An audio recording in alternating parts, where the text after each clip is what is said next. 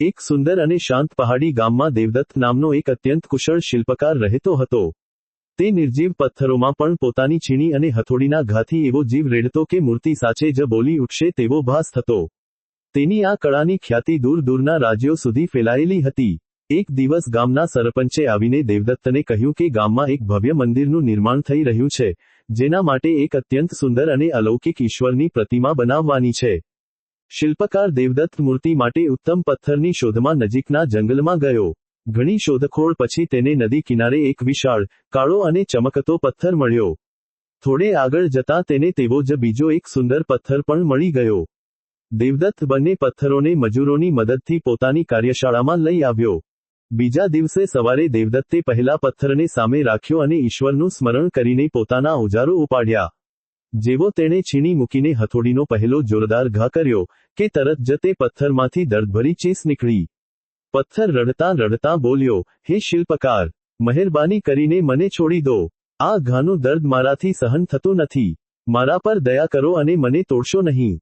શિલ્પકાર દયાળુ હતો. તેણે તે પથ્થરને એક તરફ મૂકી દીધો અને બીજા પથ્થરને સામે લીધો. જ્યારે શિલ્પકારે બીજા પથ્થર પર છીણી અને હથોડી ચલાવવાનું શરૂ કર્યું, ત્યારે તે પથ્થરને પણ એટલું જ અસહ્ય દર્દ થયું. પરંતુ તે પથ્થરે ધીરજ રાખી અને મનોમન વિચાર્યું કે જો મારે કંઈક શ્રેષ્ઠ બનવું હોય તો આ પીડા સહન કરવી જ પડશે. શિલ્પકારે દિવસો સુધી તેના પર અસંખ્ય ઘા કર્યા, ખૂણાઓ કાપ્યા અને તીક્ષ્ણ ઓજારોથી ઝીણવટભર્યું નકશીકામ કર્યું. પથ્થર મૌન રહીને બધું સહન કરતો રહ્યો. આખરે, થોડા અઠવાડિયામાં તે સામાન્ય પથ્થરમાંથી એક અત્યંત મનોહર, દિવ્ય અને તેજસ્વી પ્રભુની મૂર્તિ બનીને તૈયાર થઈ ગયો. મંદિરનું નિર્માણ પૂર્ણ થયું અને પ્રાણપ્રતિષ્ઠાનો પાવન દિવસ આવી પહોંચ્યો. ગામના લોકો ઢોલ નગારા સાથે વાજતે ગાજતે શિલ્પકારના ઘરે મૂર્તિ લેવા આવ્યા. લોકોએ અદ્ભુત પ્રતિમા જોઈને શિલ્પકારના ખૂબ વખાણ કર્યા. જ્યારે તેઓ મૂર્તિ ઉપાડીને લઈ જવા લાગ્યા, ત્યારે સરપંચની નજર ખૂણામાં પડેલા પહેલા પથ્થર પર પડી. સરપંચે કહ્યું, આ પથ્થર પણ આપણને ઉપયોગી થશે.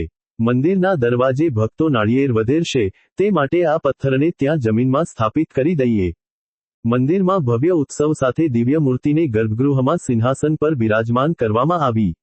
તે મૂર્તિ પર સુગંધિત દૂધ, જળ અને પંચામૃતથી અભિષેક થવા લાગ્યો. તાજા ફૂલોના હાર ચડાવવામાં આવ્યા અને ભક્તો શ્રદ્ધાપૂર્વક નમન કરી પ્રાર્થના કરવા લાગ્યા. બીજી તરફ, પહેલો પથ્થર મંદિરના પગથિયે મુકાયો, જ્યાં દરરોજ સેંકડો ભક્તો આવીને તેના માથા પર જોર જોરથી નાળિયેર વધેરતા હતા. એક રાત્રે જ્યારે મંદિરના દરવાજા બંધ થયા અને શાંતિ છવાઈ, ત્યારે દરવાજે પડેલા પથ્થરે ગર્ભગૃહમાં બિરાજમાન મૂર્તિને આંસુ ભરી આંખે કહ્યું, તારું ભાગ્ય કેટલું મહાન છે. લોકો તારી પૂજા કરે છે, આરતી ઉતારે છે અને મારા પર આખો દિવસ નાળિયેરના ઘા પડે છે. આપણી વચ્ચે આટલો મોટો ભેદભાવ કેમ? મૂર્તિ બનેલા પથ્થરે અત્યંત નમ્રતાપૂર્વક હસીને જવાબ આપ્યો, ભાઈ, તારી સાથે કોઈ અન્યાય થયો નથી. શરૂઆતમાં જ્યારે શિલ્પકારે તારા પર ઘા કર્યા, ત્યારે તે દર્દ સહન કરવાની ના પાડી દીધી અને અધવચ્ચે જ હિંમત હારી ગયો. જો તે વખતે થોડી ધીરજ રાખીને થોડા ઘા સહન કરી લીધા હોત, તો આજે તું મારી જગ્યાએ હોત.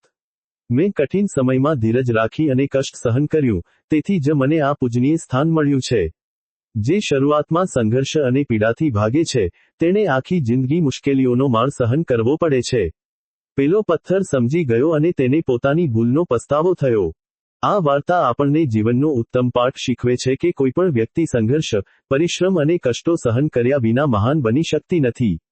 જીવનમાં આવતી મુશ્કેલીઓ આપણને તોડવા માટે નહીં, પરંતુ આપણા વ્યક્તિત્વને ઘડીને ઉત્કૃષ્ટ બનાવવા માટે આવે છે. જે વ્યક્તિ પ્રતિકૂળ સંજોગોમાં ધીરજ રાખીને મહેનત કરે છે, તે સમાજમાં આદર અને સફળતાનું સ્થાન પ્રાપ્ત કરે છે.